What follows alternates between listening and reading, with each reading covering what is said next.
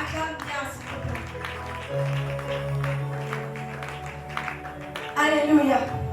La deuxième raison qui a fait que Shifra et Poua refusent d'obéir à Pharaon, c'était que ce sont des Isha hybrides. Isha hybride veut dire simplement femme hébreu. Alléluia. Hébreu, femme c'est Isha. Et hébreu veut dire celui qui est venu de l'autre côté. Alléluia. Celui qui est venu de l'autre côté. Donc c'est une autre race. Elles ne sont pas égyptiennes. Elles sont mises à part par Dieu. C'est que tu dois savoir. Nous sommes mises à part par Dieu. Il y a une compatibilité entre ce que Dieu veut que nous soyons et ce que le monde nous présente. Nous ne sommes pas les gens du monde. Amen. Nous sommes venus de l'autre côté. Shifra et Poua, ce sont des genres de femmes qu'on challenge. Mais lorsqu'on les challenge, devant les challenges, elles rient. Devant les obstacles, elles rient. Devant, je ne sais pas quoi, des situations compliquées, elles rient. Parce qu'elles ont compris que dans la vie, il y a les uns et il y a les autres. Amen. Si les autres ont fléchi devant Pharaon, si les autres sont tués parce qu'ils ont refusé d'obéir à Pharaon, il dit nous venons de l'autre côté. Lorsque vous étiez en train de faire des lois établies des familles, nous n'étions pas là. Je suis en train de dire à quelqu'un, les combats de ta famille ne te concernent pas. Alléluia. Les complots qu'ils sont en train de faire, cela ne te concerne pas. Alléluia. Les empoisonnements qu'ils sont en train de préparer, cela ne te concerne pas. Parce que toi, tu viens de l'autre côté. Alléluia. Qu'ils fassent des projets. Qu'ils fassent des dîners, des galas. Toi, tu viens de l'autre côté. Si les hommes sont capables de réfléchir, de tuer les autres, Shifra et Poua a compris. Nous sommes de l'autre côté.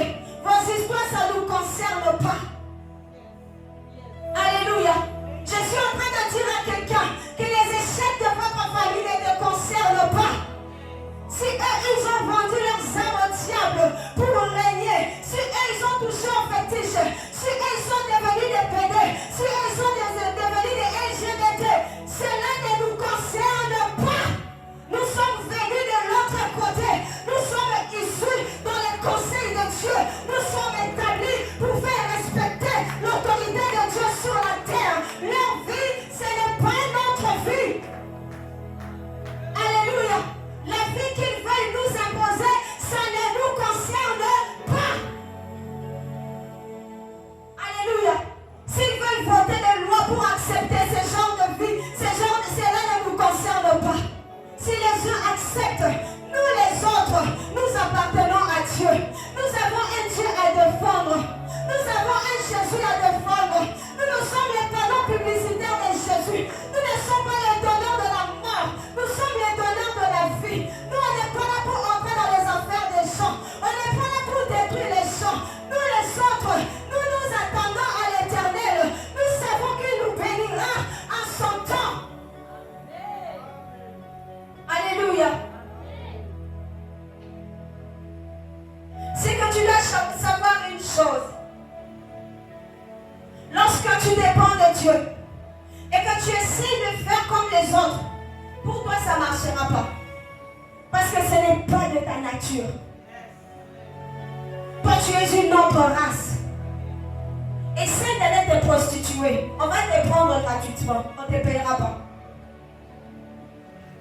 Essaie de devenir même pédé. Ça ne va pas marcher. Toi on va te frapper. Parce que tu n'es pas de cette race-là. Allez chercher du travail. Va essayer. Va essayer qu'on te prend par derrière. On va te frapper. Parce que tu n'es pas de l'heure. Et puis regarde ces gens qui font ça. Ils souffrent.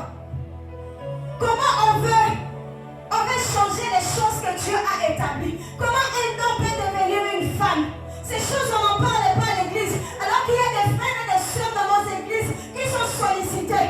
Ce sont des choses que nous devons dénoncer à l'église. Tu vas voir un jeune homme, il est beau, il est bien, mais on le prend par derrière.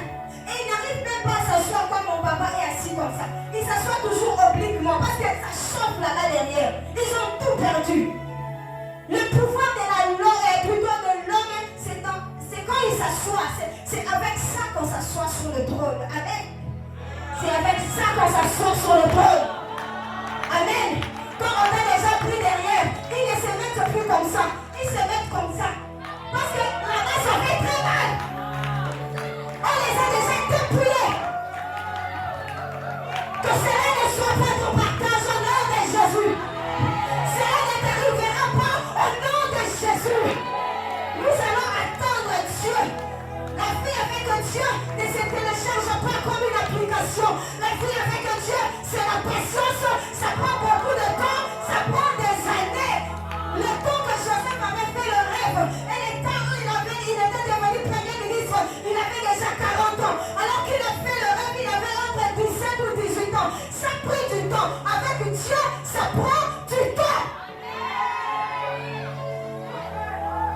Ce qui a tué les gens aujourd'hui, c'est l'onction de la vitesse. Que les maisons éclairent, l'onction de la vitesse, c'est ce qui est en train de nous tuer. Nous sommes l'église. Dieu nous a enseigné la patience. Nous sommes patients parce que le fruit que Dieu donne est succulent.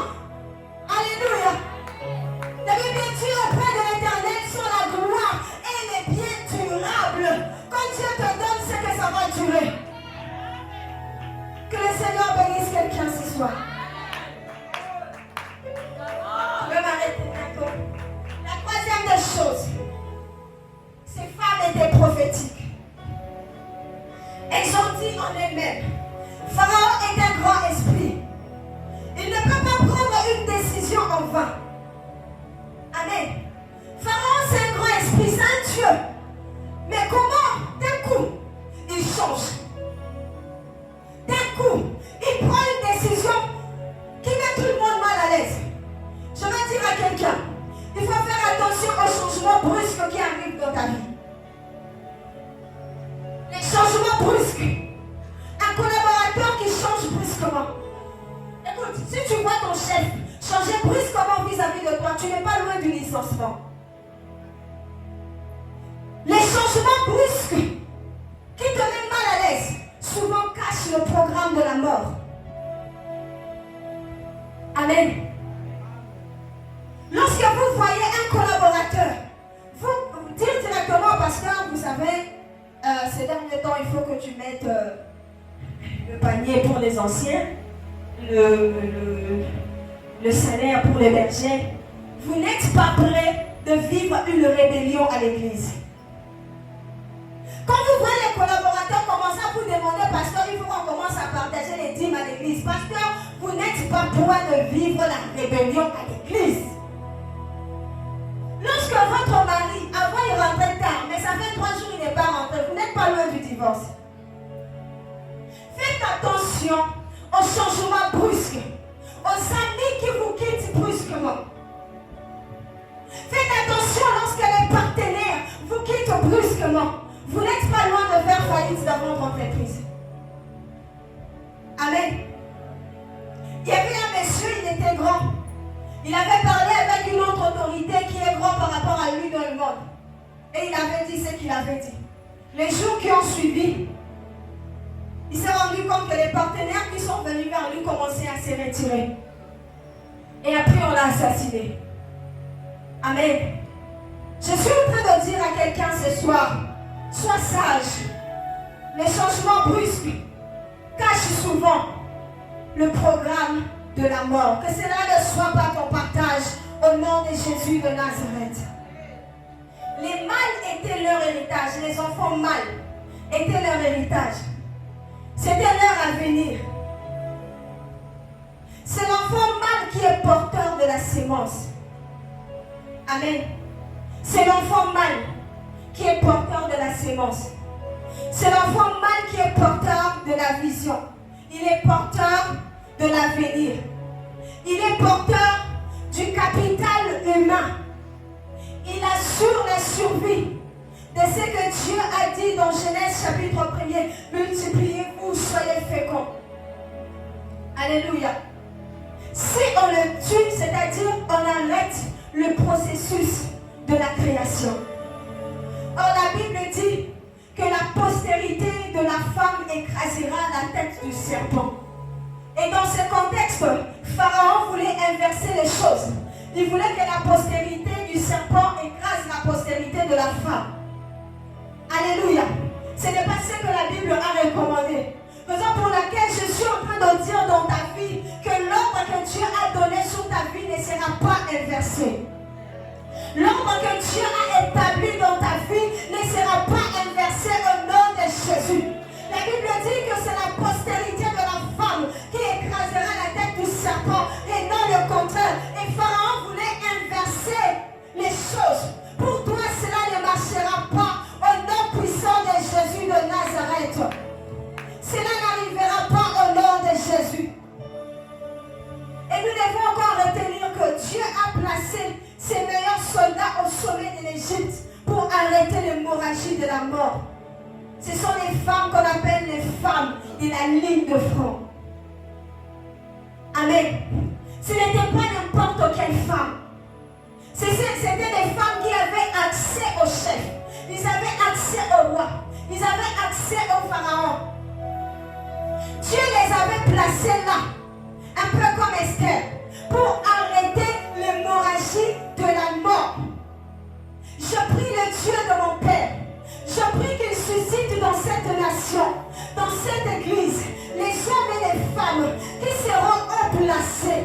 Le Dieu qui m'a pris et qui m'a amené dans le gouvernement. Je prie que ce Dieu te prend et qu'il t'introduise là où les grandes décisions de cette nation se prennent, là où les grandes décisions de ce pays se prennent, pour que tu fasses respecter cette nation, pour que tu amènes les noms de ce pays jusqu'aux extrémités de la terre. Je suis en train de prier que le Dieu de mon Père écoute ma prière ce soir, que Dieu te prend et te place dans le sommet, dans le nom de Jésus, que tu aies accès facilement au chef, que tu aies accès facilement au roi, que tu aies facilement accès au président, que tu aies facilement accès. Je suis en train de croire que les paroles qui sont prêchées en ces lieux sont esprit et vie, et cela, ça tombe sur toi, parce qu'elle est gratuite. Cette parole, ça tombe sur toi. Cette parole s'accroche à ta vie au nom suprême de Jésus. Amen. Ne dis pas que c'est dur, que je ne vais pas arriver, que ça ne sera pas possible pour moi. Si Dieu a permis que tu écoutes ce message, c'est parce qu'il a un avenir pour toi. Amen. Une autre chose que nous devons retenir, c'est que ces femmes ont été la brèche pour la vie de Moïse. Amen. Alors qu'on les a commandés, de tuer l'enfant. Elles ont facilité la naissance de Moïse. Elles ont été une percée pour Moïse. Je prie ce soir que tu rencontres ce genre de femmes, ce genre de personnes qui vont te faciliter la vie au nom de Jésus. Là où c'était compliqué pour toi, je prie que le Dieu de mon Père te facilite la vie au nom de Jésus. Que cette onction qui était sur poids et chiffre, que cette onction tombe aussi sur toi ce soir au nom suprême de Jésus. Est-ce qu'on peut acclamer pour le Seigneur? Je peux avoir respecté mon temps. Est-ce qu'on peut s'élever, acclamer très fort pour le Seigneur? Est-ce qu'on peut s'élever? Est-ce qu'on peut s'élever?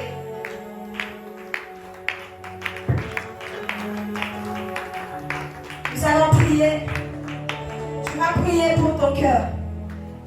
Tu vas dire, Seigneur, sanctifie mon cœur. Sanctifie-moi dans mon être intérieur. Que je ne sois pas celui qui donne la mort, celui qui se retire pour qu'on attaque mon prochain.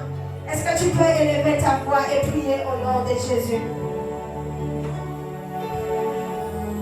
Au nom de Jésus. Est-ce que tu peux élever ta voix? Est-ce que tu peux élever ta voix? Est-ce que tu peux élever ta voix? Est-ce que tu peux élever ta voix? Alléluia. Je suis en train de prier. Peut-être que tu t'attendais à sauter, à prier, mais je suis venu te dire, parle à Dieu. Que ton cœur soit sanctifié. Que ton cœur soit sanctifié. Au nom de Jésus.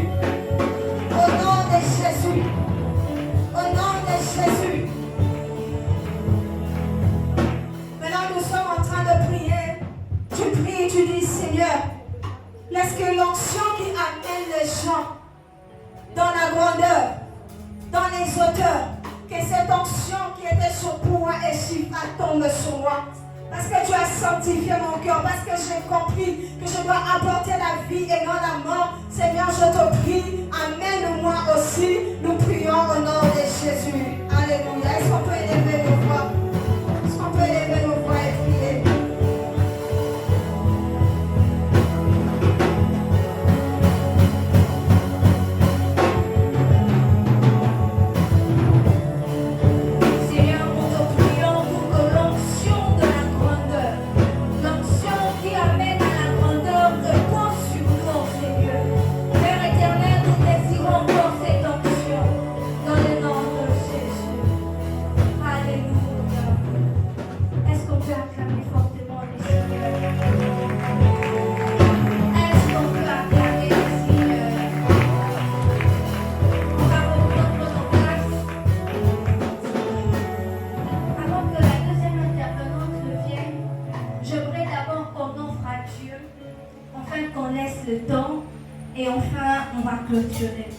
Même j'aimerais te donner une seule motivation qui te poussera à offrir à Dieu.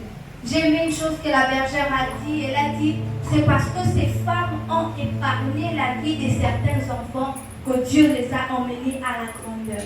Mais j'aime une chose qui se passe avec le Christ, c'est que si ces femmes ont épargné la vie de certains et cela les a emmenés à la grandeur, il y a eu un homme qui n'a pas épargné sa vie, il l'a donné. Et le seul fait de donner sa vie l'a aussi emmené à la grandeur. Il y a des personnes qui sont devenues grandes, peut-être pour ça de consommer sous à combien, sobi mutuka. Mais je veux aujourd'hui que tu fasses l'inverse. J'aimerais qu'aujourd'hui que tu offres à Dieu. Et ce que tu vas offrir t'emmènera aussi à la grandeur. Lorsque Christ a donné sa vie, c'est alors que la Bible dit qu'il a reçu un nom qui est au-dessus de tous les noms. Alors j'aimerais qu'aujourd'hui que quelqu'un offre à Dieu, mais le nom que tu donnes à ton offrande, tu appelles cela ascension. L'offrande que tu es en train de donner, c'est l'ascension qui va t'emmener à la grandeur. Alléluia. J'aimerais te laisser 5 secondes que tu prépares ton offrande. L'offrande que tu es en train de donner, tu nommes cela offrande ascension. Certains sont devenus grands en épargnant, mais nous sommes dans la catégorie de Christ. Nous offrons pour devenir grands. Alors j'aimerais que quelqu'un prépare dans sa main. J'aimerais faire une offrande particulière. Je ne sais pas s'il y a quelqu'un qui a $20. Si vous avez $20, vous avez $15, vous pouvez vous avancer. Merci beaucoup, maman. Vous avez $20, vous avez $15, vous avez $10. J'aimerais que vous puissiez prendre cette offrande. Dire simplement, ça c'est mon ascension. Vous avez $15, vous avez $10, vous avez $5. $5 c'est 12 500. Si vous l'avez, j'aimerais aussi que vous puissiez la préparer. Préparez cette offrande. Vous avez